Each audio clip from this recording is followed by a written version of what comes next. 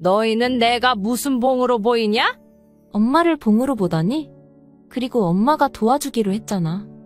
네가 살림 사는 거 배우고 싶다고 해서 도와줬던 거지. 이런 식으로 나한테 다 맡길 생각이었다는 걸 알았다면 오지도 않았어. 그리고 박서방 자네도 그러는 거 아냐? 내가 이 나이에 사위 속옷까지 손수 빨아줘야 하냐? 그냥 빨래하시는 김에 겸사겸사. 그렇다고 제가 할 수는 없는 거잖아요. 이 세상에 할 수 있는 것과 없는 게 뭐가 있다고 그래? 앞으로는 너희 인생 너희가 알아서 살기나 해. 지금까지는 내 집에서 편하게 생활했지만 이제 너희가 나가거나 월세를 내거나 둘 중 하나를 하든가 해. 엄마, 딸이 힘들어하는데 도와주는 게 그렇게 힘들어? 어떻게 그럴 수 있어? 장모님, 이제는 저희가 집안일도 많이 할 테니까 한 번만 봐주세요. 네. 구독과 좋아요, 알람 설정 꾹 눌러주세요. 오늘 이야기는 서울에 사는 64세 김 부자님이 보내주신 사연입니다. 그리고 그녀의 막내딸과 막내 사위에 대한 이야기입니다. 최근 김 씨는 막내딸과 사위를 집 밖으로 쫓아냈습니다. 그 후로는 집에 함부로 찾아오지 못하게 비밀번호를 모두 바꾸었죠. 지금 살고 있는 집은 서울 외곽에 있는 아파트였지만 그래도 집값이 꽤 나가는 곳이었습니다. 막내딸이 힘들어할까봐 들어오라 했던 거였는데 설마 이런 식으로 식모살이를 시킬 줄은 몰랐죠. 허구한 날 술을 마시는 건 물론이고 부모라는 것들이 제 자식에게 관심 하나 가지지 않았습니다. 아이는 부모를 보면 자지러지게 울며 김 씨에게 뛰어왔을 정도입니다. 이런 상황까지 다가오자 김 씨는 자녀에게 다 해주는 건 결코 좋지 않구나라는 걸 깨닫게 되었죠. 엄마, 나한테 아이가 생겼어. 지난 1년 전 김 씨는 충격적인 이야기를 들었습니다. 애지중지 키워온 막내딸이 임신을 했다고 통보를 해온 것입니다. 이제 23살밖에 안 됐는데 무슨 임신이야? 그래서 애 아빠는 누구길래 그래? 내 남자친구야. 그래서 말인데 우리 서로 사랑해서 아이 낳으려고. 너희 나이가 몇 살인데 벌써 애를 낳아? 그리고 애 키우는 게 어디 쉬운 줄 알아? 김 씨는 막내딸의 폭탄 발언에 화들짝 놀랐습니다. 늦둥이로 태어난 딸이 이런 무리한 생각을 하고 있을 줄은 꿈에도 몰랐기 때문입니다. 막내딸은 이게 뭐가 힘드냐면서 오히려 김 씨를 이상하게 바라보았습니다. 그럼 지금 뱃속에 있는 이 애를 죽이라고 하는 거야? 그래도 10주가 지났는데 엄마라는 사람이 어떻게 그래? 난 찬수랑 아이 낳기로 했으니까 엄마도 말리지 마. 김 씨의 막내딸은 김 씨에게 통보한 후 방으로 쏙 들어갔습니다. 그 모습에 갑갑한 가슴을 쾅쾅 내리친 김 씨는 이 답답한 마음을 어떻게 해야 할지 몰랐습니다. 결국 큰딸에게 전화를 걸어 현재 이 상황을 어떻게 풀어나가야 할지 물어보았습니다. 딸, 내가 지금 아영이 때문에 정신을 놓겠어. 이걸 어쩌니? 왜? 무슨 사고라도 친 거야? 왜 그러는 건데? 내가 엄마 속 썩이지 말라고 했는데 아직도 엄마 속 썩이고 있는 거야? 글쎄 그 애가 아이를 가졌다고 하더라. 지금 낳겠다고 얼마나 난리인지 몰라. 뭐? 애를 가졌다고? 임신을 했다는 말이야? 김 씨는 큰딸의 말에 고개를 천천히 끄덕였습니다. 솔직히 이 말을 들어본 사람이 있다면 누구라도 이런 말을 할 수 있는 거 아닙니까? 큰딸은 막내딸의 행동이 어이없었던 건지 애가 아직 덜 자라서 그렇다고 했습니다. 일단 주말에 오겠다는 큰딸의 김 씨는 알겠다고 할 수밖에 없었습니다. 그날 저녁 집으로 돌아온 막내딸을 잡은 김 씨는 입을 열었습니다. 이번 주말에 남자친구 데리고 와. 찬수를 집으로 왜 데리고 와야 하는데? 엄마, 찬수한테 뭐라고 할 생각 아니야? 아이 키울 거라고 했잖아. 애 아빠가 누구인지 엄마가 어느 정도 알아야 하지 않겠어? 알았어. 찬수한테도 오라고 할게. 김 씨의 말에 경계심을 푼 막내딸은 주말에 남자친구를 데리고 오겠다고 했습니다. 김 씨는 일단 집에 손님이 오는 만큼 장을 보기는 했지만 당일에 음식을 하면서도 이게 맞나 라는 생각을 했지요. 그렇게 초대받지 못한 손님이 집으로 오게 되었습니다. 김 씨는 처음 막내 사위를 보았을 때 충격을 금치 못했습니다. 누가 봐도 갓성인이 된 외모였기 때문에 아이고라는 말이 저절로 튀어나왔던 거였죠. 젖살조차 제대로 빠지지 않은 아이들이 임신을 했으니 함께 살자고 하는 것 자체가 어불성설로 들렸습니다. 안녕하세요, 어머님. 박찬수입니다. 그래도 뭔가 본 게 있는 건지 음료 선물 세트를 김 씨에게 건네는 겁니다. 김 씨는 일단 들어오라고는 했지만 뭔가 단단히 잘못 흘러간다는 느낌을 피할 수 없었습니다. 김 씨는 점심시간이었던 만큼 점심밥부터 먹였는데 글쎄 사위가 맛있다고 엄지 손가락을 번쩍 들어올리는 겁니다. 장모님, 진짜 음식 솜씨가 너무 좋으세요. 이렇게 맛있는 건 처음 먹어봐요. 그래. 온 김에 많이 먹고 가요. 그런데 어머니도 음식 솜씨가 좋을 것 같은데 아닌가 보네요. 엄마, 그 이야기는 하면 아, 사실 제가 고아원 출신이라서요. 제 부모님이 누군지 몰라요. 그래도 어떻게든 살겠다고 공부해서 대학에 갔던 건데 그때 누나가 옆에서 많이 챙겨줬어요. 그 인연으로 이렇게 장모님도 만나게 된 게 아닌가 싶어요. 김 씨는 고아라는 막내 사위의 말에 안타깝다는 생각을 했습니다. 그리고 나이에 비해 생각이 깊다는 생각이 들었기에 결혼을 허락해도 되지 않을까란 생각이 잠시 들었죠. 하지만 김 씨의 마음에 든다고 해서 끝나는 게 아니었던 만큼 앞으로 이 난제를 어떻게 풀어나가야 할지 고민되었습니다. 그러던 중 큰딸이 집으로 왔습니다. 막내딸은 갑자기 찾아온 큰언니의 당황한 얼굴을 했습니다. 엄마, 어휴 무슨 차가 이렇게 막히나 몰라. 이거 시댁에서 가져온 건데 어머님이 엄마한테 가져다 드리래. 아이고, 김치를 주셨어? 감사하다고 나중에 꼭 전해드리고. 그런데 아영이랑 있는 사람은 누구야? 오늘 손님 있기로 한 거면 나중에 올 걸 그랬네. 어차피 알게 될 건데 뭘. 글쎄 아영이가 결혼하겠다고 데리고 온 애야. 결혼?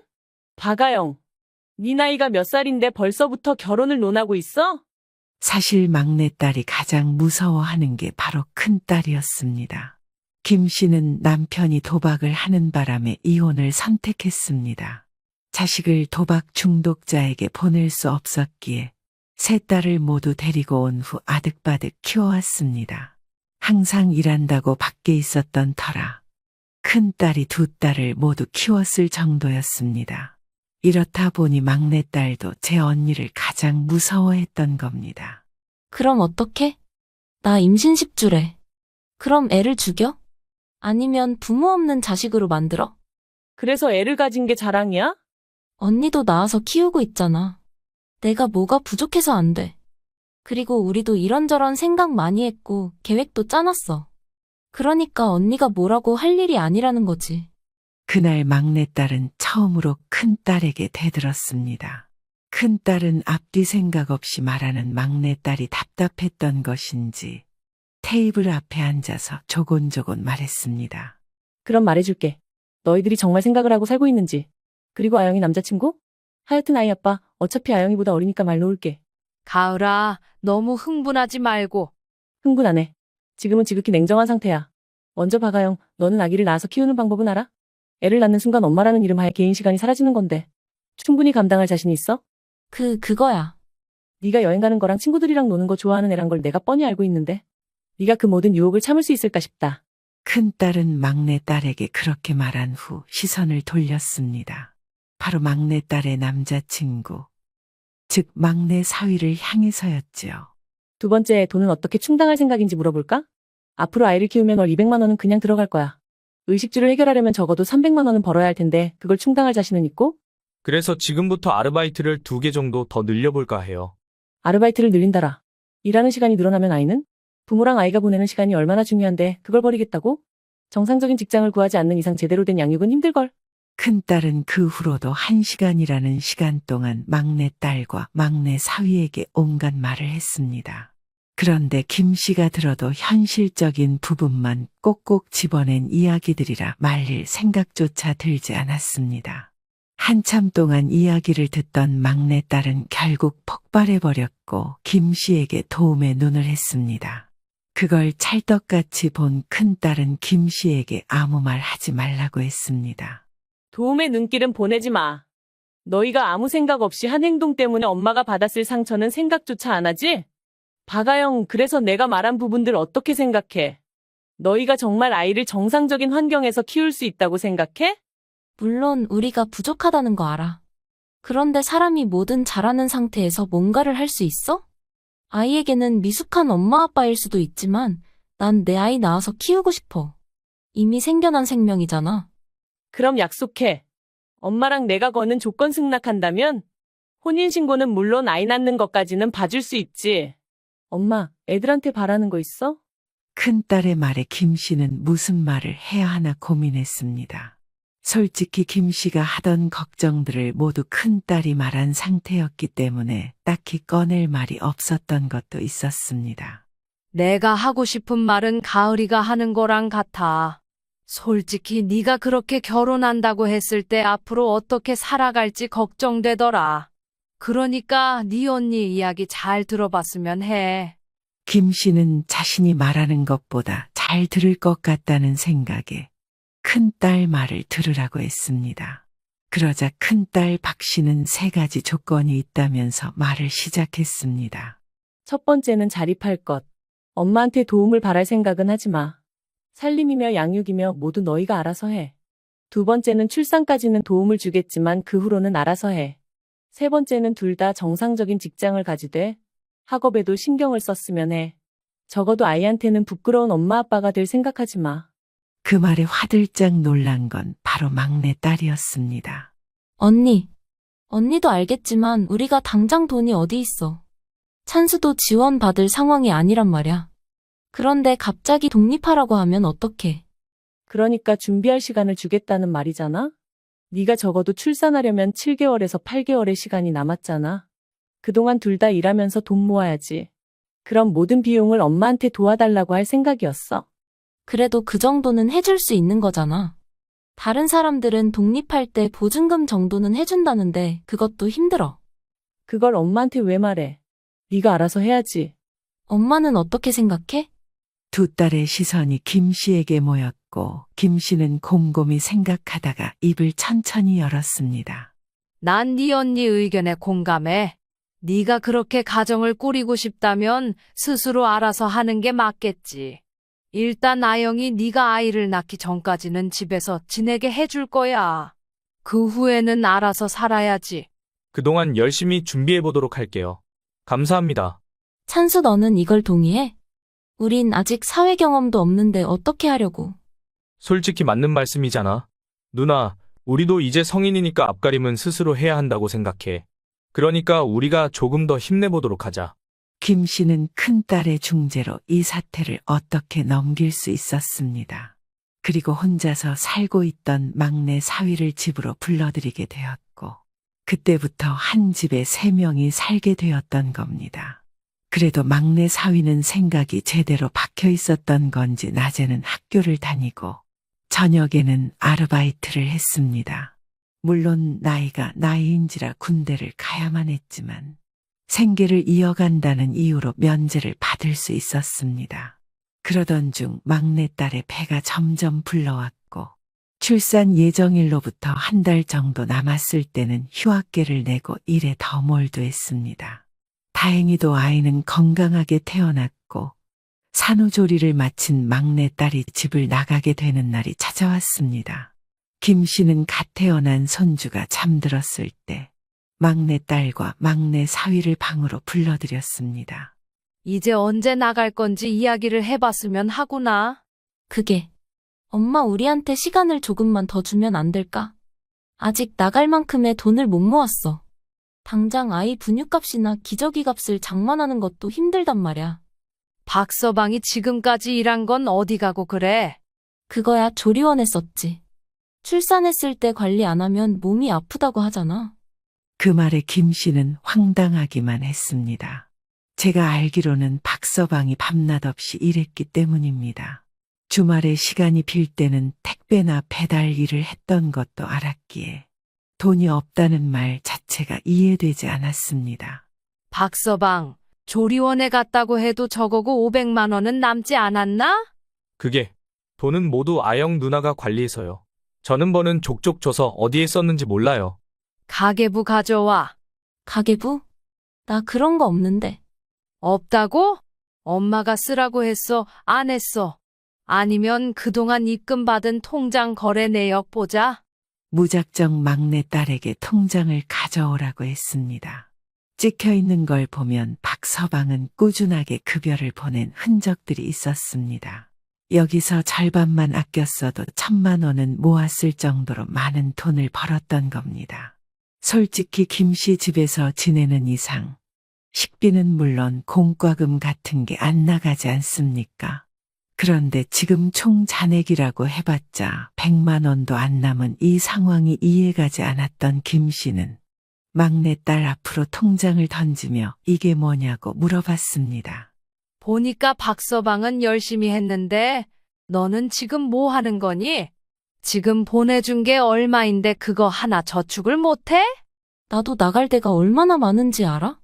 우리 월 고정으로 나가는 게 100만 원이 넘는단 말이야. 얼마나 짜증나는 줄 알아? 하, 너희가 나가는 게 뭐가 있어? 이번에 출산할 때 돈이 들어갔다 치자. 지금 내역만 봐도 쇼핑하고 먹고 논 거밖에 없는데 이게 살림살이 할 사람이니? 나는 사람 아냐? 나도 개인 시간을 가지고 싶었을 뿐이란 말이야. 그러니까 지금 잘못한 게 없다 그거지? 김 씨는 딸의 행동에 말문이 턱하고 막혀버렸습니다. 당장 나가라고 하고 싶었지만 이제 아이가 태어난 만큼 밖으로 무작정 쫓아내기 힘들었습니다. 그리고 박서방은 잘못한 게 없었기 때문에 더더욱 탓하기 어려운 상황이었습니다. 결국 김 씨는 막내 딸과 막내 사위를 집에서 내보내지 못했습니다. 결국 방 한 칸을 계속 내주었는데 그게 잘못된 선택이었습니다. 어떻게든 막내딸의 잘못된 행동을 잡겠다고 혼자 발버둥을 쳤기 때문입니다. 너는 집안 살림을 누가 이렇게 하래? 엄마가 전에도 가르쳐 주지 않았어? 엄마, 오늘 1시간밖에 못 잤어. 애가 얼마나 보채는지 알아? 그러니까 조금만 참아줘. 김 씨 또한 아이를 키워본 만큼 잘 알고 있습니다. 신생아들이 보채는 게 많다는 걸 누구보다 잘 알고 있었기 때문에 그 심정은 참으로 이해되었습니다. 하지만 김 씨 또한 집안 살림의 바깥일까지 하면서 자녀를 양육해왔습니다. 심지어 지금은 양육하기 얼마나 좋은 환경입니까? 요즘에는 제도도 많이 만들어 놓은 만큼 이것만 이용해도 되는데 그런 생각조차 안 하는 딸이 참으로 괘씸했습니다. 결국 살림살이는 김 씨가 하게 되었고 딸은 밖으로 돌아다니기 시작했습니다. 대신 박서방은 고생한다면서 생활비 명목으로 용돈을 일부 챙겨주었습니다. 그런데 3달이 지났을 때부터 용돈은 물론 막내딸 내외의 태도가 변하기 시작했습니다. 너희 대체 요즘에 뭐 하고 사는 거야? 생활비는커녕 집 밖으로 돌아다닌다고 애를 보지도 않잖아. 애가 얼마나 부모를 못 봤으면 낯을 가려? 박서방이 집에 없는 건 이해했습니다. 학교에 일까지 하니 아이를 볼 시간이 없었습니다. 그런데 어느 순간 일을 나가는 빈도를 줄인 박서방은 딸과 함께 집에 들어오지 않는 순간이 늘어났습니다. 김 씨는 처음에는 참아주었지만 이게 계속 반복되니 스트레스를 받기 시작했습니다. 나이가 들면 잠이 줄어든다고는 하지 않습니까? 김 씨 또한 하루에 6시간 정도밖에 안 잤지만 최근에는 길게 자봤자 3시간 뿐이었습니다. 바로 아기인 손주 때문이었습니다. 며칠 동안 잠을 제제대로 자지 못하니 신경이 점점 날카로워지기 시작했습니다. 요즘 바빠서 그랬어. 그렇다고 우리가 일을 안 해? 밖에 나가서 아르바이트 하고 있잖아. 언제 제대로 된 직장을 구할 생각이야? 아르바이트니 뭐니 그런 걸 해서 돈을 벌 수 있다고 생각해? 아이고, 내가 너 때문에 이 나이에 속이 문드러져야겠어? 그럼 어떻게 하라고? 그리고 우리 이번에 대출 받아서 창업이나 해보려고. 청년 창업이니 뭐니 지원해주는 게 있잖아. 그럼 우리도 사장 부부가 되는 거라고. 뻔뻔한 막내딸의 말에 김 씨는 말이 나오지도 않았습니다. 지금 먹고 살기 힘든 와중에 어떻게 대출을 받겠다는 건지 그게 이해가 가지 않았습니다. 한편으로는 애들이 노력하는 거겠지라고 생각했습니다. 그런데 변변찮은 직장이 없는 애들은 대출을 받는 게 참으로 어려웠습니다. 자금 자체가 마련이 되지 않으니 결국 김 씨에게 손을 벌리기 시작했습니다. 장모님, 무리한 부탁이라는 거 잘 알고 있습니다. 그런데 저 진짜 누나랑 잘 살아보고 싶어서 그래요. 가게 창업을 하고 싶은데 돈이 부족해서 조금만 도와주시면 안 될까요? 박서방, 나한테 돈이 어디 있다고 그러나? 알고 있습니다. 그런데 어떻게 안 될까요? 저 진짜 아이랑 누나한테 부족하지 않는 사람이 되고 싶어서 그래요. 아르바이트를 해봤자 시간만 흘러갈 텐데 나중에 아이 유치원이며 학교를 보낼 생각을 하면 막막해서 그럽니다. 에휴, 그럼 이번이 마지막이네. 우리 아영이 결혼할 때 모아놓은 돈이야. 너희 결혼식 올릴 때 주려고 했는데 그렇게 살기 힘들다 하니 도와주는 거야. 이 이상의 지원은 없어. 감사합니다.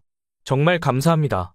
김 씨는 막내딸 이름으로 되어 있는 통장 하나를 건네주었습니다.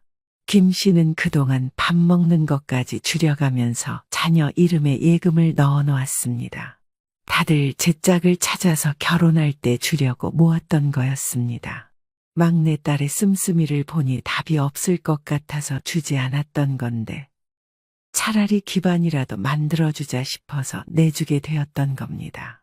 박서방은 감사하다며 몇 번이고 인사한 후 방 밖으로 나갔습니다. 이때까지만 해도 큰 문제는 없을 거라고 생각했습니다. 하지만 얼마 지나지 않아 김 씨는 세상이 무너지는 기분을 느껴야만 했습니다. 아영이랑 박서방, 지금 어디 가니? 오늘 내가 약속이 있어서 아이는 너희가 보기로 했잖아. 엄마, 가게 때문에 나가봐야 해. 가게에 데리고 갈 수 있잖아.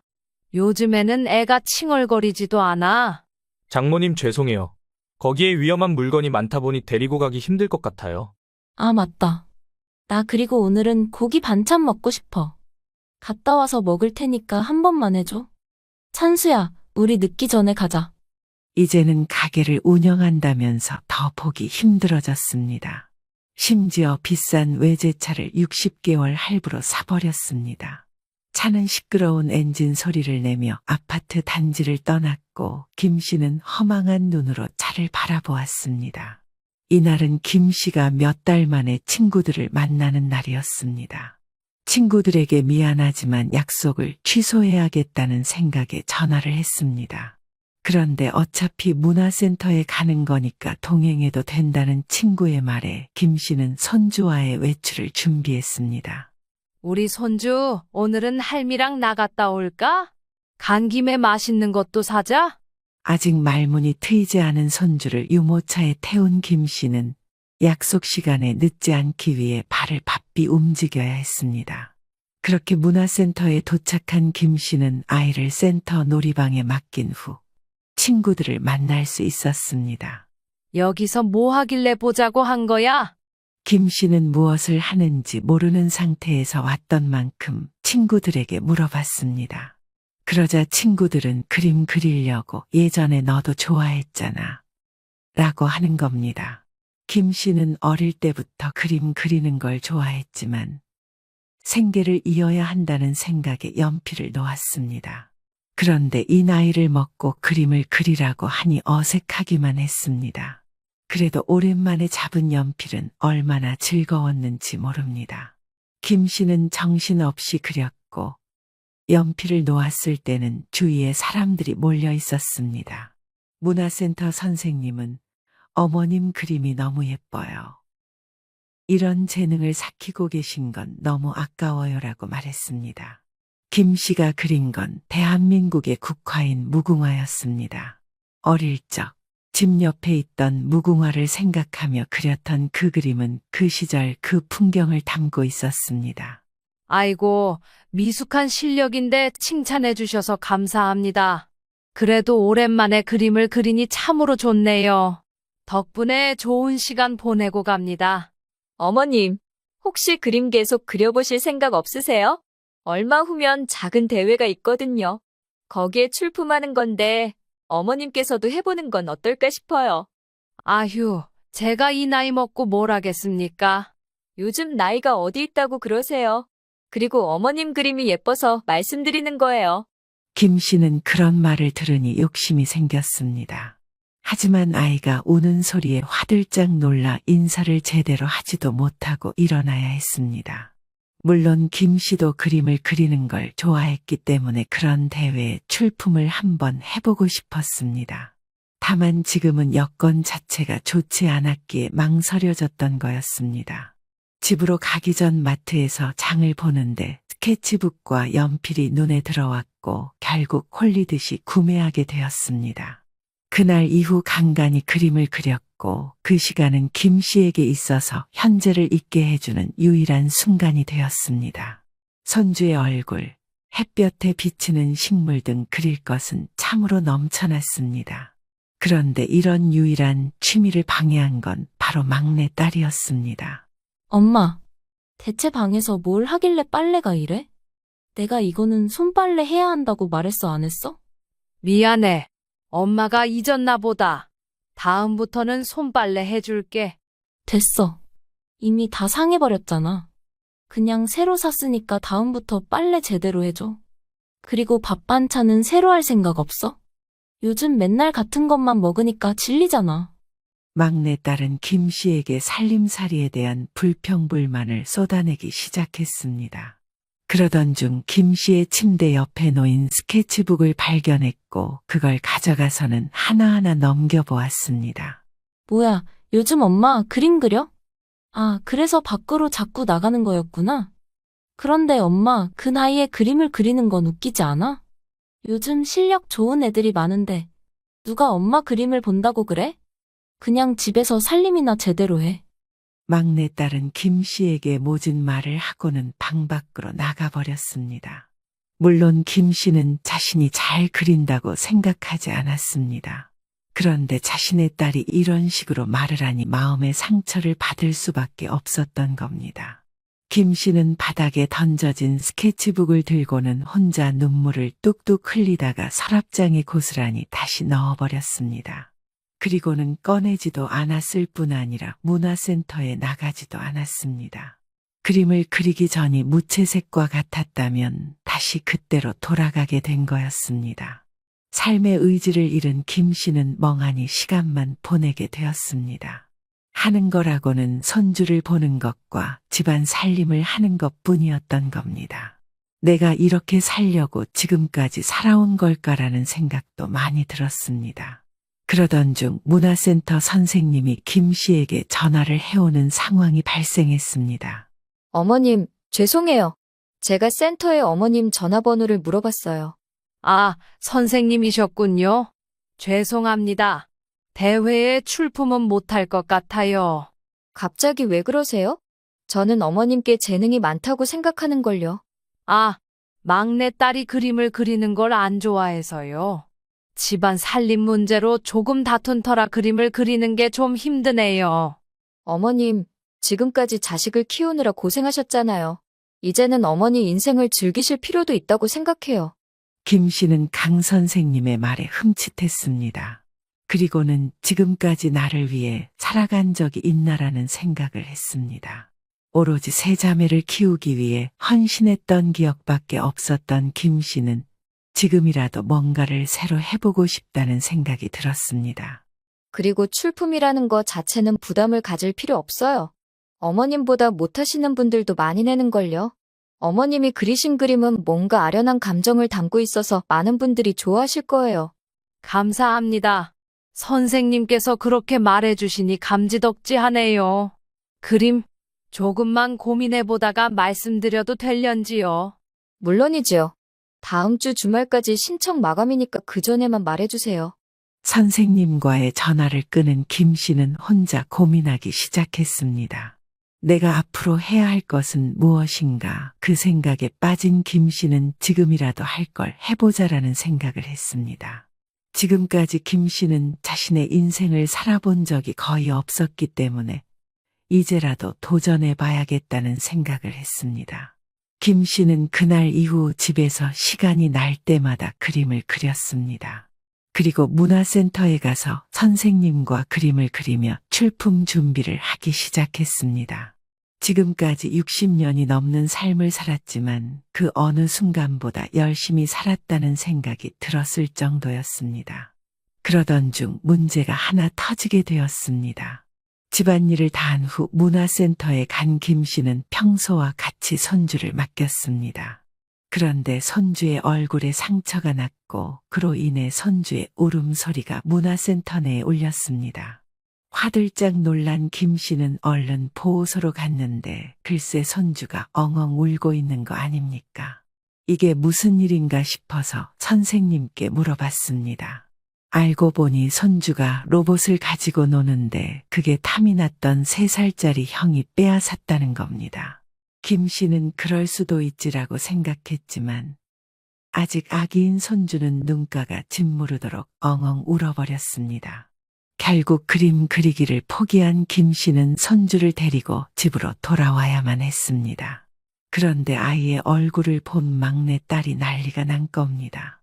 엄마, 대체 뭘 했길래 애가 얼굴이 퉁퉁 부었어? 혹시 울 때 안 달랬어? 안 달래다니? 너는 애가 우는데 안 달래겠니? 지금 눈가가 짓무른 거 안 보여?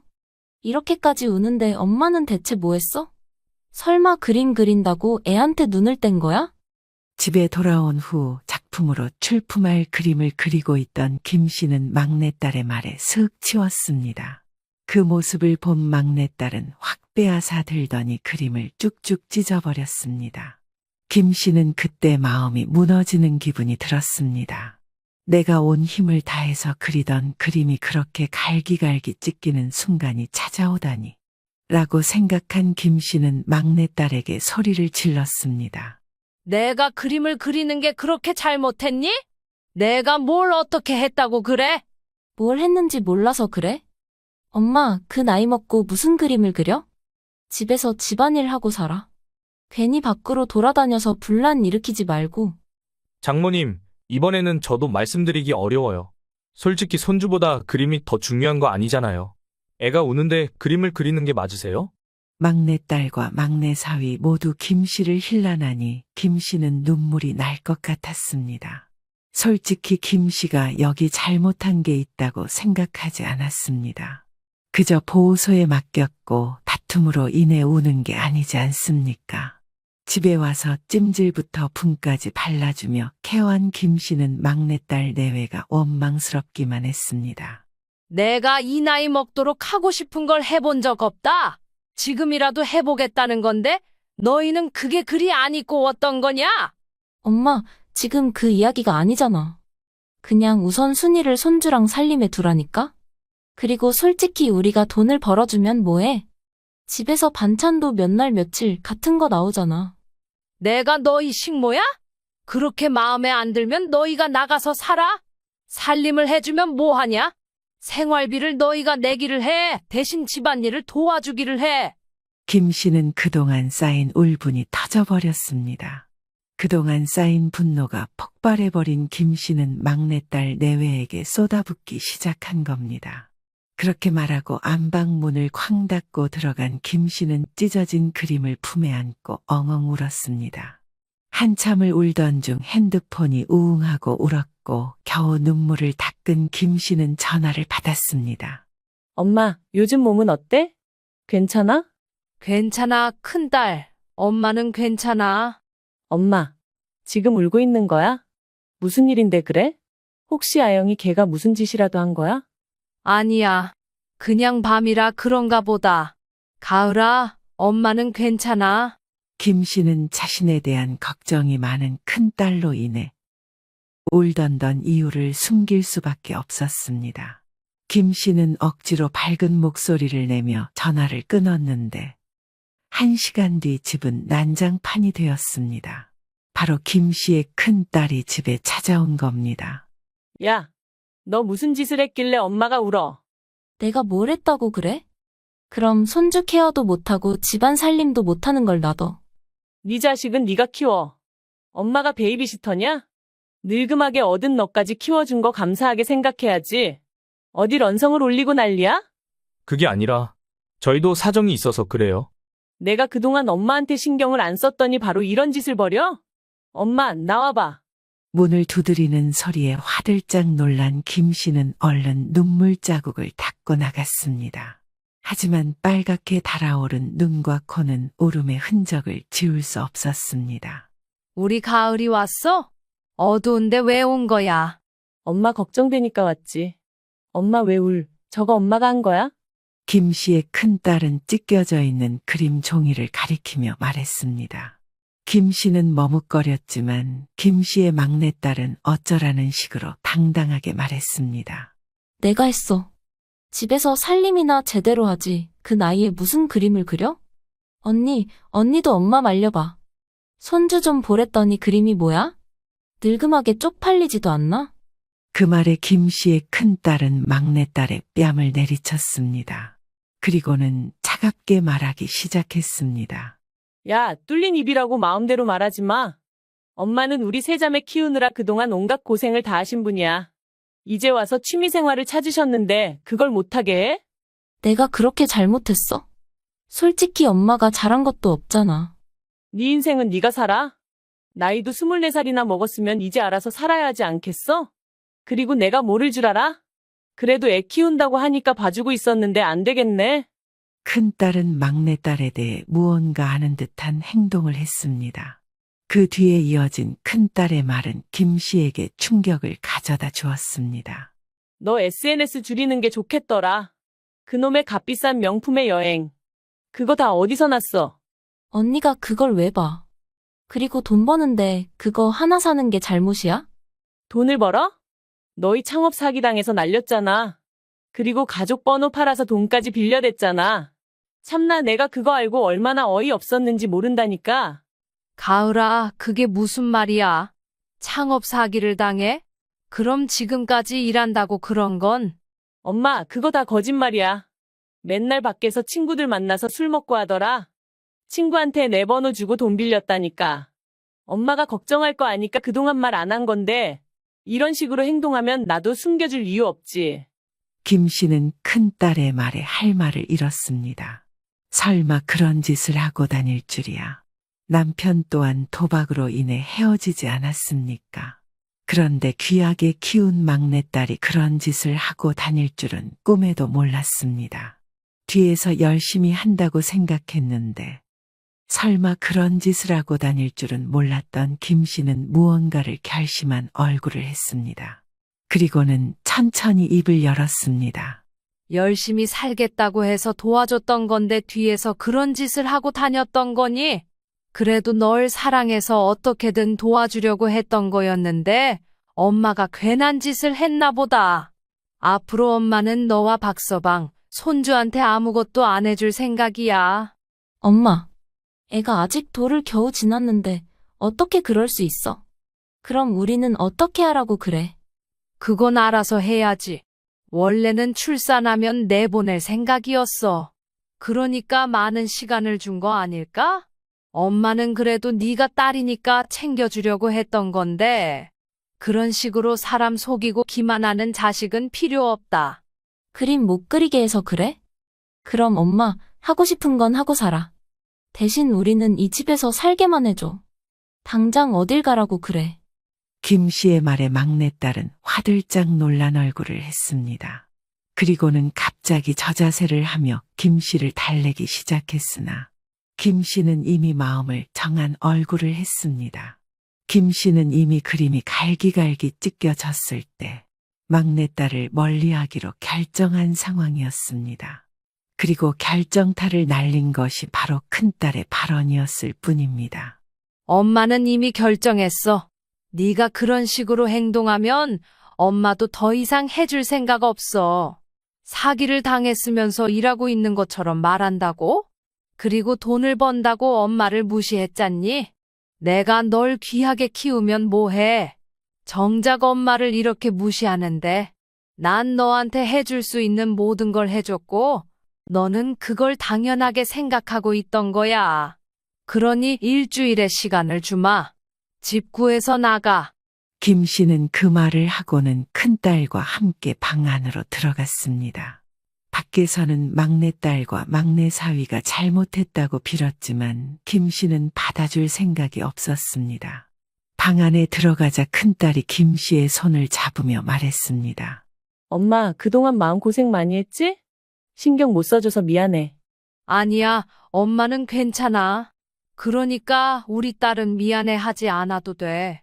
그냥 엄마가 후회하는 건 아영이를 제대로 키우지 못한 부분이지. 그래도 큰딸이 내 힘이 되어줘서 얼마나 좋은지 몰라.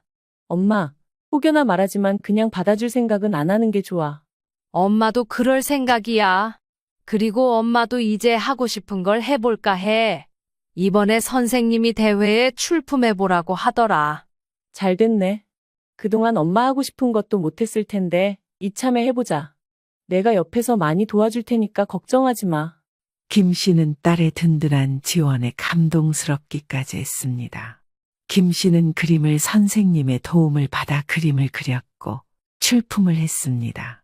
그리고 막내딸과 막내 사위는 집 밖으로 쫓아냈습니다. 물론 손녀에게 못할 짓이라는 건 잘 알고 있지만 이번 기회에 버릇을 고치면 안 될 것 같다는 생각이 들었기 때문입니다. 엄마 나 많이 힘들어서 그래. 내가 잘못했어. 이제는 불평불만 안 할게. 네 인생은 이제 네가 살아. 김 씨는 이제 막내딸을 외면하기로 결정했습니다. 그리고 앞으로는 하고 싶은 걸 하기로 결심했습니다. 이제는 그리고 싶은 그림도 마음껏 그리고 평화로운 노후 생활을 보낼 수 있길 바라면서 오늘도 연필을 쥔 손을 열심히 움직입니다. 그 돈 당신들 죽으면 어차피 내 거야. 그리고 죽을 때 그 돈 들고 갈 거야. 어차피 다 쓰지도 못하는 돈 그냥 시원하게 주고 가면 되잖아. 왜 이러는 건데? 저는 어릴 적 봉사활동을 하다가 만난 남편과 지금까지 큰 다툼 없이 잘 지내고 있었습니다. 저희는 첫 만남부터 봉사활동을 하는 이유로 공감대를 얻어 만나게 되었고 어렵지 않게 결혼해 아들도 하나 갖게 되었죠. 부족한 형편이었지만 하나뿐인 아들에게만큼은 부족함 없이 대해 주었습니다. 하지만 아들은 그런 저희가 창피하고 부끄러웠는지 조금씩 커갈수록 엇나가기 시작하더군요. 청소년 시기에 반항기가 있는 건 당연하다고 생각해 크게 문제 삼지 않으려고 했지만 아들 녀석은 고등학교를 졸업하자마자 집을 나가버렸습니다. 종종 연락은 심심치 않게 접하게 되었지만 얼굴은 통볼 수 없어 많은 시간을 눈물과 함께 보냈죠. 그런 아들이 어느 날 결혼한다며 찾아왔고 하나뿐인 아들을 위해 모든 것을 지원했습니다.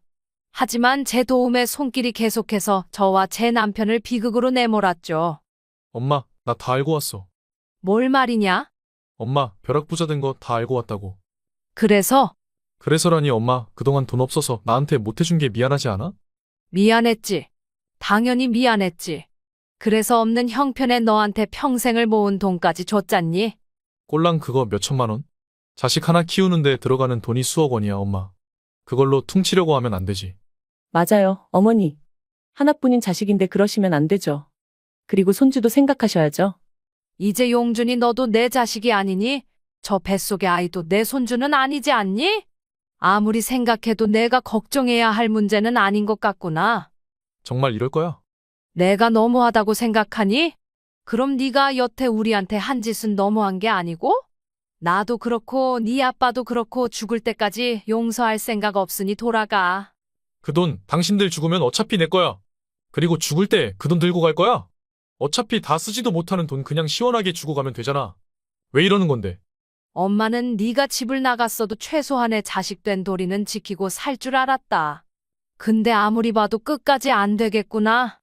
험한 꼴 보기 싫으면 어서들 돌아가. 두고 봐. 내가 오늘은 그냥 돌아가는데 나는 당신들 잘 먹고 잘 사는 꼴 절대 못 봐? 하루도 빠짐없이 매일 찾아올 거니까 그렇게 알아. 밖에서 도대체 어떤 사람들을 만나서 아들 녀석이 저런 나쁜 놈이 됐는지. 나이 들면서 좀 더 성숙해질 줄 알았지만 그렇지도 않았습니다. 아들과 아들의 여자친구는 저희와 계속해서 갈등을 만들었고 결국 가출도 모자라 이제는 가족의 연을 끊겠다고 말하기도 했죠. 그리고 저희가 어떠한 계기로 큰돈을 만지게 되었을 때 연을 끊자던 아들은 저희에게 다시 찾아와 충격적인 말들을 늘어놓았습니다. 그런 아들에게 저희가 어떤 벌을 주었는지 들어주셨으면 좋겠습니다. 그리고 저희와 비슷한 상황을 마주하셨다면 저희가 내린 결정을 참고하시어 문제를 해결하셨으면 좋겠습니다. 박 씨는 인천의 작은 마을에서 살았습니다. 박 씨의 부모는 작은 식당을 운영하며 박 씨를 키웠죠. 박 씨의 집안은 식당을 운영했지만 그리 풍요로운 집안은 아니었습니다. 하지만 박 씨는 어린 시절 어려운 형편의 집안에서도 밝고 긍정적인 에너지로 박 씨의 아버지와 어머니의 얼굴에 미소를 그려 넣었죠. 그 덕에 박 씨의 아버지와 어머니는 힘을 낼 수 있었고 어렵사리 박 씨를 학교에 보냈습니다. 박 씨는 밝은 성격 탓에 학교에서도 나름 인기도 좋고 친구들도 많았습니다. 성적도 상당히 우수했죠. 1977년 박 씨가 고등학교를 졸업하던 해 사회복지협회가 들어서면서 박 씨는 사회복지사를 꿈꾸며 대학에 진학하고 싶었지만 어려운 가정 형편 탓에 등록금을 마련하기가 어려워 대학 진학에 실패하게 되었습니다. 하지만 박 씨는 꿈을 포기하고 싶지 않았죠. 이후 박 씨는 자신과 같이 어려운 환경에 있는 아이들이 안타까워 훌륭하게 자랐으면 하는 바람으로 봉사활동을 다니기 시작했습니다. 봉사활동을 1년간 꾸준하게 이어오던 어느 날, 박 씨는 봉사활동 현장에서 지금의 남편 영남 씨를 만나게 되었습니다.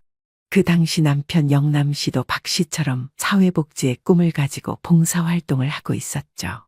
박 씨의 남편 영남 씨는 평범한 가정에서 자랐고 영남 씨가 주는 선한 영향력은 박 씨의 눈길을 끌기 딱 좋았죠.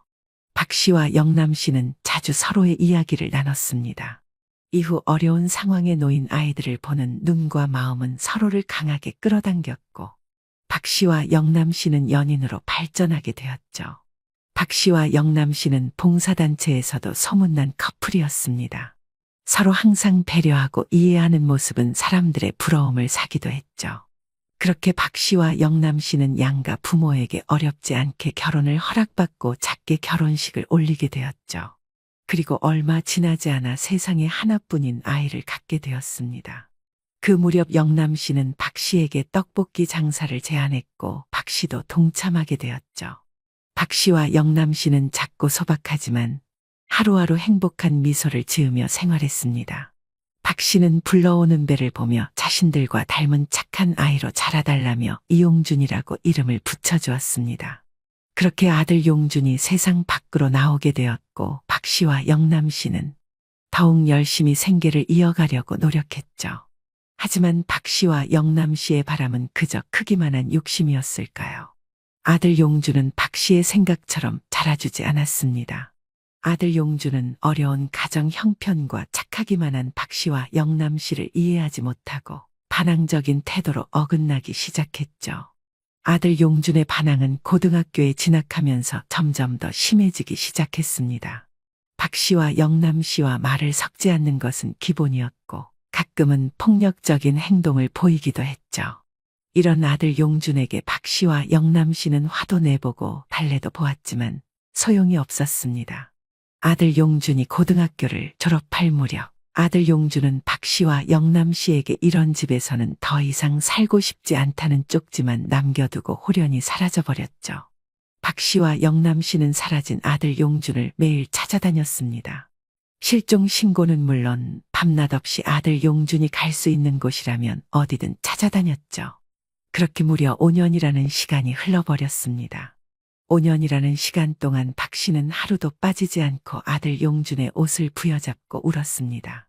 한 달, 1년도 아닌 무려 5년이라는 시간은 박 씨에게 아들을 잃었다는 상실감을 주기에 충분했습니다. 그리고 박 씨는 살았는지 죽었는지도 모를 아들 용준을 끝까지 찾아다녔죠.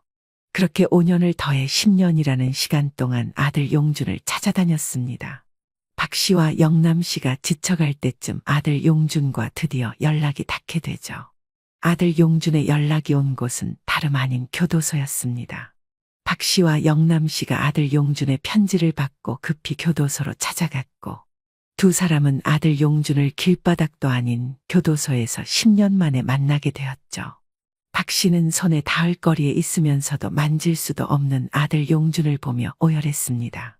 이후 아들 용준이 출소하고 박 씨와 영남 씨가 다시 집에 돌아오라고 권했지만 아들 용준은 이미 다른 사람이 되어 있었습니다. 아들 용준은 박 씨와 영남 씨의 제안을 거절하고는 자신이 거주하고 있는 집으로 돌아갔죠. 하지만 다행히도 아들 용준은 박 씨와 영남 씨에게 종종 연락은 하겠다며 자신의 연락처를 남겨주었죠. 박 씨는 매일 같이 연락하고 싶었지만 혹여나 또다시 마음이 틀어져 연락조차 닿지 않게 될까 두려워 먼저 연락하지 않았습니다. 그렇게 1년 정도 흘러 아들 용준은 박 씨와 영남 씨에게 생각지도 못한 소식을 들려주게 되었죠. 그것은 바로 아들 용준이 결혼하겠다는 소식이었습니다. 엄마, 나도 이제 결혼도 할 텐데 부모 없다고 속이는 건 아닌 것 같아서 연락했어. 그러니? 잘했다. 밥은 잘 먹고 있고? 아이, 그런 말 하려고 연락한 거 아니야? 그냥 나중에 얼굴이나 한번 비춰달라고. 그럼 당연히 그래야지. 아들 결혼한다는데 당연히 가야지 그럼. 알겠어. 그럼 그런 줄 알고 끊는다. 용준아, 아빠 목소리도 듣고 그래야지. 됐어. 끊을게. 그렇게 아들 용준은 박 씨에게 자신의 결혼 소식만 덜렁 남기고는 전화를 끊어버렸습니다. 하지만 박 씨는 이런 연락이 싫지는 않았습니다. 적어도 잘 지내고 있다는 소식으로 들렸으니까요. 그리고 결혼을 한다는 것은 적어도 마땅한 여자가 있고 살림할 능력 정도는 된다는 것이었으니까요. 그리고 곧장 이 소식을 남편 영남 씨에게도 말해 주었습니다. 여보, 오늘 용준이한테서 연락이 왔었어요. 그래? 밥은 잘 먹고 다닌대? 네, 그런가 봐요. 그것보다 용준이 결혼한다네요. 뭐? 그 녀석이 무슨 능력이 있어서 결혼을 해? 꼭 무슨 특별한 능력이 있어서 결혼을 하나요? 무슨 일이라도 하고 있으니까 결혼하는 거겠죠. 그래서 언제 온대? 글쎄요. 아니, 적어도 결혼하려면 부모한테 인사라도 시켜야지 녀석 참. 다 때가 되면 알아서 하겠죠. 우선은 지켜봅시다. 아주 속에서 천불이 나는구먼. 너무 그러지 말고요. 박 씨의 남편 영남 씨는 결혼 소식을 그저 연락 한 통으로만 남긴 아들 용준에게 화가 났습니다. 박 씨도 이해가 되지는 않았지만 영남 씨를 진정시켰죠. 하지만 박 씨의 예상대로 아들 용준은 자신과 결혼할 여자를 데리고 집에 찾아오겠다고 말했습니다. 아들 용준의 연락을 받고 이틀 뒤, 박 씨는 남편 영남 씨와 함께 아들 용준이 집에 오는 날에 맞춰 이른 새벽부터 시장에 나가 장을 보고 식사를 준비했습니다. 식사 준비가 한창인 저녁, 아들 용준은 자신의 여자친구와 함께 집에 찾아왔습니다. 엄마, 나왔어. 그래, 왔니? 오느라 고생했다. 용준이 왔구나. 고생했다. 안녕하세요. 용준 씨 여자친구 여진주라고 합니다. 아유, 그래요. 반가워요. 아직 식사 못했죠? 아이, 아니야. 됐어. 우리 밖에서 먹고 왔으니까 인사만 하고 갈게. 그게 무슨 말이야. 그래도 얼마 만에 집에 오는 건데 밥은 먹고 가야지. 아니, 괜찮다고. 밖에서 먹었다니까. 이 말을 들은 영남 씨는 마룻바닥에 앉아 고개를 저었고 무언가 할 말이 있다는 듯 자리에서 일어나는 순간 아들 용준의 여자친구 진주가 입을 열었습니다. 자기야, 왜 그래? 식사 준비하느라 고생 많으셨을 텐데. 식사는 당연히 하고 가야지. 어머니, 저희 식사하고 갈게요. 아들 용준의 여자친구 진주는 차가운 말투로 박 씨의 말을 끊어내는 용준의 팔을 잡고는 식탁으로 이끌었습니다. 그리고 박 씨와 영남 씨도 자리에 앉아 함께 준비한 식사를 하였죠. 사실 이날 박 씨도 그렇고 영남 씨 역시 아들 용준과 그의 여자친구 진주의 태도가 마음에 들지는 않았습니다. 하지만 박 씨는 아들 용준의 여자친구 진주의 말에 꿈쩍하지 않는 용준이 그저 신기하기도 했고 어쩌면 아들 용준이 진주와 함께 살면서 달라질 수도 있을 것이라 느꼈습니다. 그래서 고심 끝에 박 씨와 영남 씨는 두 사람의 결혼을 허락하게 되었죠. 정말 괜찮겠어? 두 사람이 좋다는데 뭐 어쩌겠어요. 그래도 나는 좀 불안하네. 왜요? 딱 보면 모르겠어? 용준이 녀석도 그렇고 데리고 온 여자도 그렇고 둘 다 제대로 된 직장도 없고 멀쩡하게 살 수나 있을까 걱정이네. 그래도 이제 책임감도 있을 나이고 몸만 덜렁 나가서 밖에서 굶지 않고 살고 있으니 믿어봐야죠. 분명 저놈 언제간 크게 사고를 칠 거야. 박 씨는 이날 남편 영남 씨의 말을 들어야 했습니다.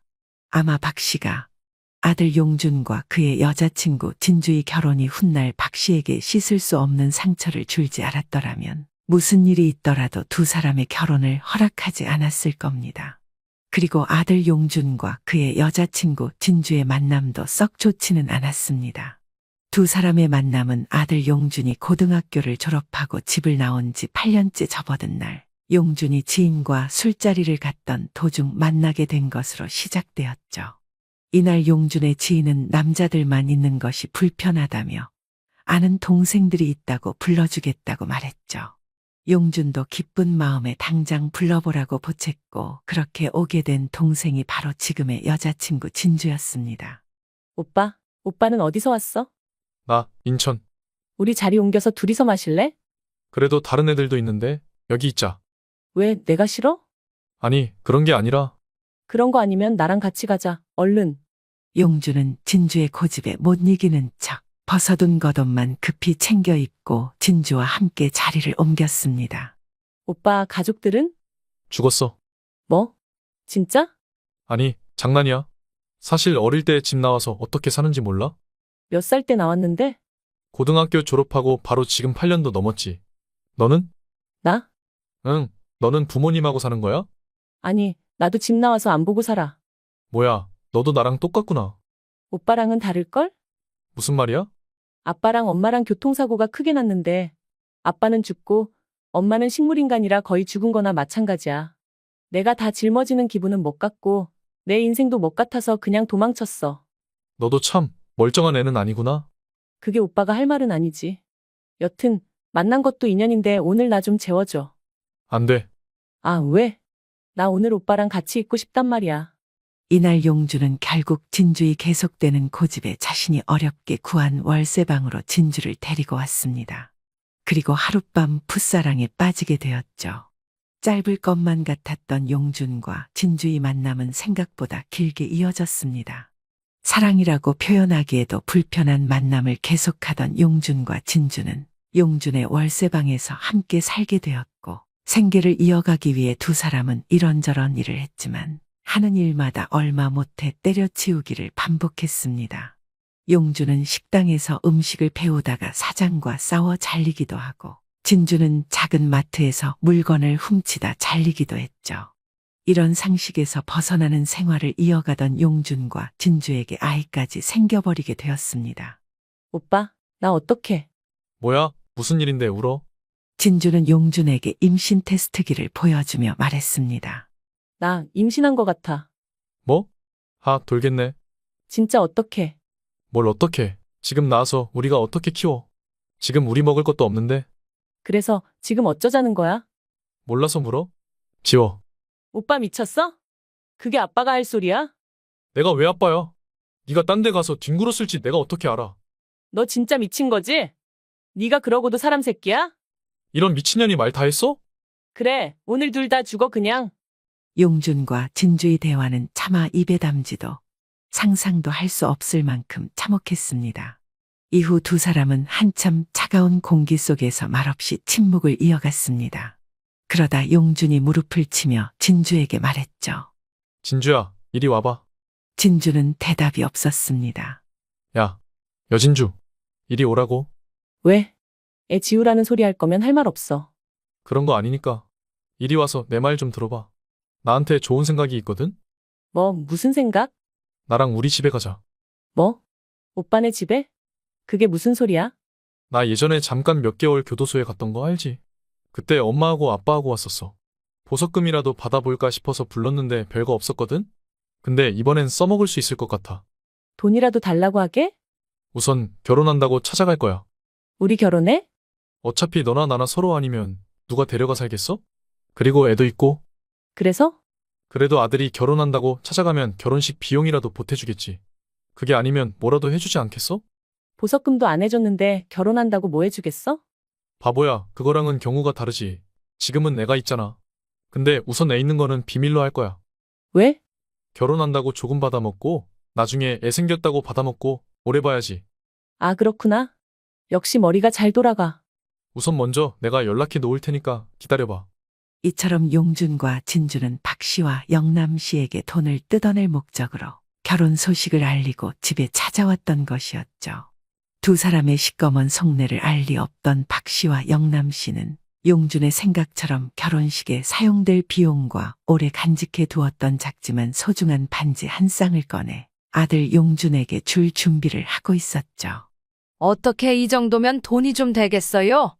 요즘 결혼식 올리려면 비용이 만만치 않을 텐데. 우선은 모아둔 돈이 이게 전부라. 그 반지는 뭐야? 이거 우리 결혼 반지잖아요. 어디 갔나 했더니 당신이 갖고 있었구먼. 당신은 무슨 결혼 반지에 관심도 없어요? 이거 용준이 줄 생각이에요. 그 반지를? 마음 같아서는 새로 해주고 싶은데 우리 형편이 당신 마음은 알겠어. 괜히 미안하네. 당신이 미안할 게 뭐 있어요. 그런 생각하라고 하는 말 아니에요. 알겠어. 우선 다음 주에 은행에 좀 같이 다녀오자고. 그래요. 박 씨와 영남 씨는 아들 용준의 결혼식 비용을 마련해 주기 위해 은행으로 향했습니다. 그동안 모아온 돈을 전부 정리해서 용준에게 줄 생각이었죠. 그리고 박 씨와 영남 씨는 집에 돌아오는 길 잠시 산책에 나서 대화를 이어갔습니다. 당신 속이 말이 아니지? 갑자기 뜬금없이 무슨 소리예요? 집 나간 아들이 대뜸 10년 만에 돌아와서 결혼한다니 생각이 많아 보여서. 박 씨는 아무 말 없이 발걸음을 이어갔습니다. 영남 씨도 말이 없는 박 씨의 손만 붙잡은 채 조금씩 어두워지는 하늘을 보며 걸었습니다. 그러다 영남 씨의 눈에 작은 복권 가게가 들어왔죠. 영남 씨는 잡고 있던 박 씨의 손을 강하게 끌어당겨 복권 가게로 향했습니다. 뭐예요? 주머니에 1,000원짜리 좀 있지. 복권 사게요? 혹시 아나? 나중에 이게 우리 동아줄이 될지. 평생 이런 거 믿지도 않는 양반이 무슨 바람이 들어서 복권을 사요. 어차피 안 돼요. 사람 일이라는 게 다 모르는 거야. 얼른 줘보래도. 영남 씨는 결국 박 씨의 주머니에 있는 구겨진 돈을 꺼내 복권을 구매하고는 자신의 주머니에 넣었습니다. 박 씨는 그런 영남 씨가 웃겼는지 한참을 웃었죠. 며칠 뒤 박 씨와 영남 씨는 아들 용준에게 줄 것이 있다며 집으로 불렀고 아들 용준도 드디어 올 것이 온 것 같다며 가벼운 발걸음으로 박 씨와 용남 씨의 집을 찾았죠. 용준아, 요즘 결혼 준비한다고 많이 힘들지? 뭐, 다 똑같지. 녀석, 엄마가 얘기하는데 얼굴이라도 한번 보지 않고서. 용준아, 이거 큰 돈은 아닌데 결혼식 할 때 보태 쓰거라. 그리고 이건 결혼 반지로 쓰면 될 것 같구나. 이왕 이렇게 된 거, 착실하게 마음 잡고 잘 살아봐. 알겠어. 고마워. 엄마는 다른 거 다 필요 없다. 행복하게 잘 사는 것만 보여주면 돼. 알겠어. 일이 좀 바빠서 이만 가봐야 할 것 같아. 그래, 바쁠 텐데 얼른 일어나야지. 아, 참, 식은 언제 올릴 생각이냐? 때 되면 말씀드릴 테니까 일단 기다려요. 아니, 무슨 참. 아휴, 용남 씨는 아들 용준의 말에 연신 한숨만 쉴 뿐이었습니다. 그렇게 결혼식을 손꼽아 기다리던 박 씨와 용남 씨에게 아들 용준의 결혼식 소식은 한 달이 넘도록 닿지 않았습니다. 심지어 연락도 되지 않았죠. 아니나 다를까 용준은 박 씨에게 받은 돈을 전부 그의 여자친구 진주와 함께 유흥과 사치에 전부 탕진해버렸습니다. 이후 돈이 떨어지기 시작한 아들 용준과 진주는 또다시 박 씨와 영남에게 돈을 뜯어낼 궁리를 하기 시작했죠. 지금 얼마 남았지? 이제 21만 원 남았어. 안 되겠다. 좀 더 뜯어와야겠어. 이번에는 또 무슨 핑계를 대려고? 우리 결혼식도 안 하고 연락도 끊었잖아. 그거야 그냥 대충 둘러대고 우리한테는 애가 있잖아. 어떻게 말하려고? 이제 애가 생겼다. 곧 나온다. 집을 넓히고 싶은데 좁은 원룸에서는 생활이 힘들다. 뭐 이런 식으로 말하면 되지 않을까? 오, 그 정도면 괜찮을 것 같은데? 아들 용준은 또다시 박 씨와 영남 씨에게 돈을 뜯을 계획을 세워 전화를 걸었습니다. 여보세요? 용준이니? 아휴, 도대체 이게 무슨 일이야? 결혼한다더니 연락도 없고 결혼식을 하긴 한 거니? 진주가 기독교라 그냥 교회에서 목사님만 모시고 작게 했어. 정신이 없어서 연락을 못했네. 너 정말 그게 말이나 되는 소리라고 생각하니?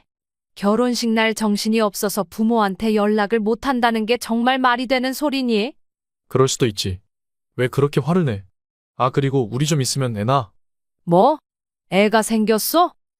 그래서 말인데 내가 지금 작은 원룸에서 살고 있는데 집을 좀 넓히고 싶어서 교회에서 간단하게 결혼식 하니까 엄마가 준 돈이 많이 남더라고. 그래서 그 돈으로 이사하려고 했는데 조금 부족해. 그래서 돈이 필요한 거니? 응, 조금만 더 해줘. 우리 애 생각해서라도 좀 도와줘. 나중에 다 갚을게. 지금은 돈이 없는데. 어떻게 좀 해봐. 우리도 알아보는데 쉽지 않아서 그래. 하나뿐인 손주가 이런 집에서 크는 게 불쌍하잖아. 그래서 얼마가 더 필요한 건데? 한 3천이면 될 것 같아.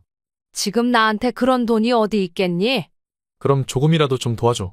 박 씨는 계속해서 돈이 없다고 말했지만 아들 용주는 끝까지 돈을 요구했습니다. 박 씨는 그런 아들이 미치도록 미웠지만 머지않아 태어날 손주가 걱정이었죠. 박 씨는 결국 영남 씨와 함께 거주하고 있는 전셋집의 전세금을 빼고 지금보다 더 작은 집으로 이사를 할 계획을 세웠습니다. 그리고 영남 씨에게 말했죠. 영남 씨는 말도 안 되는 소리라며 박 씨의 계획에 반대했습니다. 하지만 박 씨는 계속해서 영남 씨를 설득했고 결국 박 씨의 뜻을 따르기로 결정했죠.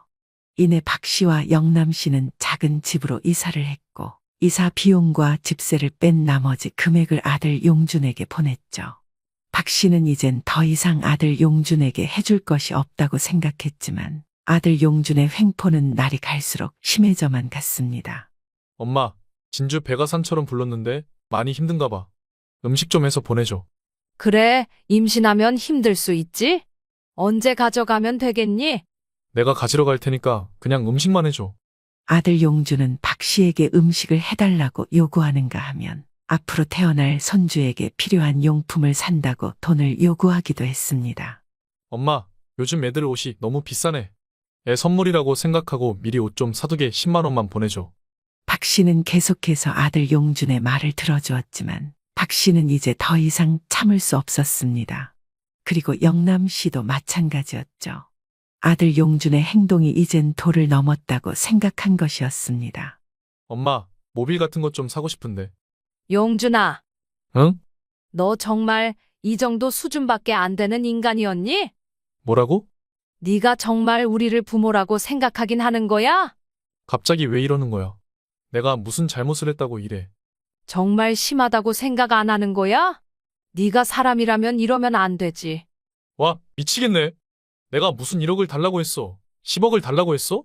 이제 태어날 애 생각해서 그거 10만 원, 20만 원 도와달라는 게 사람이냐는 소리까지 들어야 돼. 도대체 어떻게 살고 있길래 10만 원이 없어서 다 늙은 부모 등을 빨아먹는 거야. 아이씨, 진짜 기분 더럽게. 끊어. 아들 용준은 박 씨의 말을 끝까지 듣지도 않고 전화를 끊어버렸습니다. 옆에서 듣고만 있던 영남 씨는 가만히 두지 않겠다고 말하며 화를 터뜨렸습니다. 도저히 못 들어주겠어. 당신도 이제 그만해. 그게 어떻게 우리 새끼야. 남의 새끼도 이 정도로 못돼 먹지는 않았을 거야. 당신이 좀 어떻게 좀 해봐요. 도통 내 말을 듣지 않으니. 당신이 계속 다 받아주니까 저러는 거 아니야. 내 이놈을 잡아다 메타작을 해야 직성이 풀리겠어. 아들 용준의 만행에 박 씨와 영남 씨의 집마저 차가운 공기가 감돌고 있었습니다. 화를 참을 수 없던 영남 씨는 이윽고 아들 용준에게 전화를 걸어 말했습니다. 야, 이용준. 네가 사람 새끼냐? 아, 또 왜? 아빠까지 왜 그러는 건데? 네가 정말 미치지 않고서야 낳아준 부모한테 그게 무슨 행동이고 말버릇이야. 오늘 진짜 둘 다 쌍으로 나한테 왜 그러는데? 뭐? 아, 됐고. 진짜 오늘 하루 종일 못 같은데. 당신들하고 인연도 여기까지야. 그냥 예전처럼 서로 죽었다고 생각하고 살자고. 그럼 당신들도 편하고 나도 편하고 서로 좋은 거니까 그렇게 하자. 이 자식이 너 정말 죽고 싶어. 당신들 매일 봉사니 뭐니 하는 꼴도 보기 싫고 그렇게 다른 사람 불쌍한 줄 알면 당신 자식 불쌍한 것도 생각해야지. 남의 자식은 귀하고 내 자식은 어떻게 되든 상관없다는 건가? 네 놈 지금 한 말 전부 다 후회하게 될 거야. 후회해도 어차피 내가 하는 거야. 당신들 앞가림이나 잘해. 남 사는데 이래라 저래라 끼어들지 말고 관계 정리 알아서 잘하시고 이만 끊습니다. 아들 용주는 아들이라는 말도 아까운 말들을 내뱉고는 전화를 끊어버렸습니다. 영남 씨는 큰 충격에 할 말을 잃었죠. 이날 이후 박 씨와 영남 씨는 큰 상실감에 빠져나오지 못한 채 서로를 위로할 힘도 없이 생활했습니다. 마치 몸만 살아있는 사람처럼 말이죠. 이젠 정말 끝이라는 생각에 박 씨는 집안 곳곳에 남아있는 아들 용준의 흔적을 지우기 시작했습니다. 그러다 아들 용준이 어릴 적 찍었던 사진을 보다가 가슴에 움켜쥐고 좁은 방 안에서 큰 소리로 울기 시작했죠. 그런 박 씨의 모습에 영남 씨는 말없이 박 씨를 안아줄 뿐이었습니다. 그렇게 한참을 울던 박 씨는 영남 씨와 함께 남은 작고 사소한 짐들을 정리하다가 한 장의 종이를 발견하게 되었죠. 응? 이게 뭐지? 뭐야? 이거 그거 아니에요? 아, 그래 맞구만. 복권이구먼. 이게 당신이 말한 행운이에요? 이렇게 집안이 무너지는 게? 그 말을 참. 근데 이게 언제 발표였더라? 이거 봐요. 날짜가 이미 지났네요. 아이, 그래도 이거 당첨되면 1년은 가는 거라 그랬어. 정말 당첨이 될 거라고 생각하세요? 그거야 모르는 거지. 내 핸드폰 좀 가져다 줘. 여기요. 자, 어디 보자. 이게, 어이? 아유, 무슨 10,000원이라도 당첨된 거예요? 아니, 그게 아니라, 어? 이 사람이 이거 왜 이래요? 박 씨는 영남 씨의 핸드폰을 보고 믿을 수 없다는 듯 눈을 비비며 다시 보고 또다시 보았습니다. 그리고 짧은 외마디 비명을 지르며 핸드폰을 손에서 떨어뜨렸죠. 그리고 떨리는 목소리로 영남 씨에게 말했습니다. 1등이잖아요. 박 씨와 영남 씨는 지금 이런 순간이 꿈은 아닐지 서로의 볼을 꼬집어보며 믿을 수 없는 표정으로 멍해지기만 했습니다. 이날 1등 당첨금은 무려 25억 가까이 되는 돈이었고 박 씨와 영남 씨가 평생을 모아도 모을 수 없는 돈이었죠. 박 씨와 영남 씨는 바로 다음 날 은행에 찾아가 당첨금을 수령하고는 냉큼 집에 돌아왔습니다.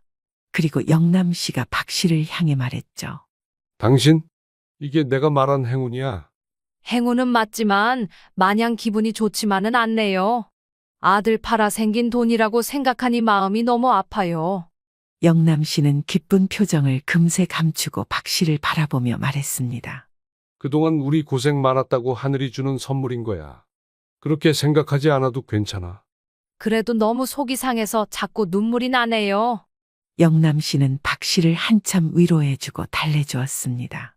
아들 용주는 25억이라는 거금이 생겼음에도 마음껏 기뻐할 수 없는 박 씨의 참담한 심정을 아는지 모르는지 집에서 자신의 여자친구 진주와 함께 시간을 낭비하고 있었죠. 아, 요즘 TV에는 뭐 재밌는 게 없어. 정심심하면 나가서 돈이라도 좀 벌지? 그렇게 돈 필요하면 네가 나가서 벌어.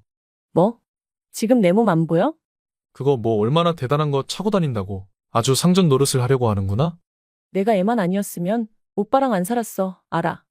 야, 돌았냐? 말 조심해. 용준과 진주가 서로를 헐뜯고 싸우는 동안 TV에서 용준의 귀를 세우는 뉴스가 흘러나오고 있었습니다. 그건 바로 인천 부평구에 사는 한 노부부가 복권 1등에 당첨되었다는 뉴스였죠. 용준은 볼륨을 더 높여 소식을 전하는 기자의 목소리에 집중했습니다. 계속해서 소리에 귀 기울이던 용준은 알 수 없는 확신이 생겼습니다. 그건 바로 자신이 제 손으로 버린 박 씨가 당첨자일 것이라는 거였죠. 하지만 확실하게 누가 당첨이 된 것인지는 확인할 수 없었기에 용준은 그저 의심만 할 뿐이었습니다. 그러다 자신의 이마를 세게 치며 큰 소리로 말했습니다. 야, 이 노인네들 완전 개 탔네. 아이 깜짝이야. 뭐야? 야, 당장 옷 입어. 우리 꼰대네 집으로 가야겠다. 갑자기 무슨 소리야? 예전에 너 임신한 지 얼마 안 됐을 때 내 부모라는 인간들이 복권을 샀다고 말했었거든? 근데 인천 부평구에서 1등이 나왔다? 이건 내가 봤을 때 무조건 내가 아는 노인네들이라는 결론이야. 지금 당장 가서 확인해야겠어. 그게 무슨 뜬금없는 소리야. 가서 그냥 대뜸 돈 내놓으라고 하게? 싸워서라도 받아와야지. 빨리 옷 챙겨. 아들 용준과 그의 여자친구 진주는 재빨리 옷을 챙겨 입고는 박 씨와 영남 씨의 집 앞까지 누구보다 빠르게 달려갔습니다. 그리고 집 앞에서 용준이 작은 목소리로 진주에게 말했죠. 자, 지금부터 내가 하는 얘기 잘 들어. 가서 억지로라도 눈물, 콧물 다 짜내 알겠어? 해볼게. 최대한 불쌍한 척해야. 마음이라도 약해져서 조금이라도 줄 거 아니야? 네가 말한 대로 억지로 뺏어올 수는 없으니까. 근데 정말 이게 통할까? 이 노인네들 내가 잘 아는데 어지간해서는 들어줄 거야. 넌 정신 똑바로 차리고 최대한 불쌍한 척하면서 눈물이나 뚝뚝 흘리고 있어. 알겠어? 아, 좀 떨리는데? 야, 다 된 밥에 똥 뿌릴 생각하지 말고 잘해. 알겠어, 알겠어. 아들 용준은 박 씨와 영남 씨의 집 문을 두들기며 말했습니다. 엄마, 아빠 문 좀 열어줘. 박 씨와 영남 씨는 밖에서 들려오는 아들 용준의 목소리에 화들짝 놀라 급히 밖으로 나가 문을 열어주었습니다. 호적에서 파달라는 놈이 여길 무슨 낯짝으로 찾아와. 너희들이랑 할 얘기 없다. 돌아가. 아들 용준은 안간힘을 다해 눈물을 흘리며 박 씨를 향해 말했습니다. 엄마, 우리 이러다가 정말 길에 나가야 할 것 같아요. 옆에 있던 용준의 여자친구 진주도 말을 거들었죠. 어머니, 제발 잠깐 저희 얘기 좀 들어주세요. 제발요. 박 씨는 계속해서 아들 용준과 진주를 몰아내려는 영남 씨를 가로막으며 말했습니다. 우선 진정하고 얘기라도 들어봐요. 영남 씨는 고개를 숙이며 이내 집으로 들어갔고 박 씨는 길에서 울고 있는 아들 용준과 여자친구 진주를 데리고 함께 집으로 들어갔죠. 영남 씨는 자신은 더 이상 할 얘기가 없다며 문을 세게 닫으며 방으로 들어갔고 박 씨만 홀로 남아 아들 용준과 진주의 이야기를 들어주었습니다. 그래, 무슨 일 때문에 찾아왔어? 엄마, 정말 죄송해요. 그동안 저 때문에 정말 많이 속상하셨죠? 그날 저도 몹쓸 짓하고 집에 돌아가서 정말 많이 울었어요. 그래요. 이 사람 그렇게 우는 거 처음 봤어요. 그렇게 후회가 되든. 네, 정말 후회 많이 했어요. 제가 앞으로 효도할 수 있게 기회를 주세요. 제가 그동안 못했던 효도, 남은 시간 전부 다 하면서 살게요. 이제 고대도 태어날 텐데 우리 애한테 떳떳하지 못한 아빠가 되고 싶지 않아요. 어머니, 제발 앞으로 태어날 손주 생각해서라도 이 사람 말 들어주시고 다시 받아주세요. 그랬구나. 마음고생이 많았겠구나. 엄마, 죄송해요. 그런데 너희들이 정말 반성하고 찾아왔다는 생각이 전혀 들지 않는구나. 네? 그게 무슨 말씀이세요? 저희 정말 반성 많이 하고 온 거예요. 아니, 용준이 너 나한테 뭐 바라는 게 있는 거지? 어머니, 절대 그런 거 아니에요. 내가 아들로 바라보던 눈으로 용준이 너를 바라봤으면 속았겠지만 지금은 아니다. 용준이 네가 원하는 것처럼 가족의 인연을 끊고 사는 게 맞는 것 같구나. 네 검은 속내를 내가 모를 줄 알고. 박 씨는 아들 용준이 자신에게 찾아온 이유가 분명 있을 거라고 생각했습니다. 박 씨의 말을 들은 아들 용준은 결국 흐르는 눈물을 닦고 본색을 드러내기 시작했죠. 엄마, 나 다 알고 왔어. 뭘 말이냐? 엄마, 벼락부자 된 거 다 알고 왔다고. 그래서 그래서라니 엄마? 그동안 돈 없어서 나한테 못해준 게 미안하지 않아? 미안했지. 당연히 미안했지. 그래서 없는 형편에 너한테 평생을 모은 돈까지 줬잖니? 꼴랑 그거 몇 천만 원? 자식 하나 키우는데 들어가는 돈이 수억 원이야, 엄마. 그걸로 퉁치려고 하면 안 되지. 맞아요, 어머니. 하나뿐인 자식인데 그러시면 안 되죠. 그리고 손주도 생각하셔야죠. 이제 용준이 너도 내 자식이 아니니? 저 뱃속의 아이도 내 손주는 아니지 않니? 아무리 생각해도 내가 걱정해야 할 문제는 아닌 것 같구나. 정말 이럴 거야? 내가 너무하다고 생각하니? 그럼 네가 여태 우리한테 한 짓은 너무한 게 아니고? 나도 그렇고 네 아빠도 그렇고 죽을 때까지 용서할 생각 없으니 돌아가. 그 돈 당신들 죽으면 어차피 내 거야. 그리고 죽을 때 그 돈 들고 갈 거야? 어차피 다 쓰지도 못하는 돈 그냥 시원하게 주고 가면 되잖아. 왜 이러는 건데? 엄마는 네가 집을 나갔어도 최소한의 자식된 도리는 지키고 살 줄 알았다. 근데 아무리 봐도 끝까지 안 되겠구나. 험한 꼴 보기 싫으면 어서들 돌아가. 두고 봐. 내가 오늘은 그냥 돌아가는데 나는 당신들 잘 먹고 잘 사는 꼴 절대 못 봐? 하루도 빠짐없이 매일 찾아올 거니까 그렇게 알아. 아들 용준은 그렇게 박 씨에게 자식으로서는 도저히 할 수 없는 말들을 남기고 박 씨와 영남 씨의 집에서 떠났습니다. 박 씨와 영남 씨는 이날 이후 아들 용준이 전혀 모르게 복권 1등 당첨금으로 지방에 집을 구해 이사를 했죠. 그리고 박 씨와 영남 씨는 아들 용준에게 단 한 푼도 남기지 않겠다는 마음과 자식을 제대로 키우지 못해서 아들과 멀어졌다는 죄책감에 자신들이 오랜 시간 봉사해오던 단체의 이사 비용 일체와 필요한 가구와 전자제품을 구매할 비용, 그리고 노후를 준비할 수 있는 충분한 비용을 제외한 나머지 모두를 기부했습니다. 이날 이후 박 씨와 영남 씨는 새도 제 보금자리를 사랑한다는 속담처럼 부모와 가정을 사랑하지 않는 자식의 곁에는 결국 아무것도 남지 않게 된다는 것을 뼈저리게 느끼게 되었습니다.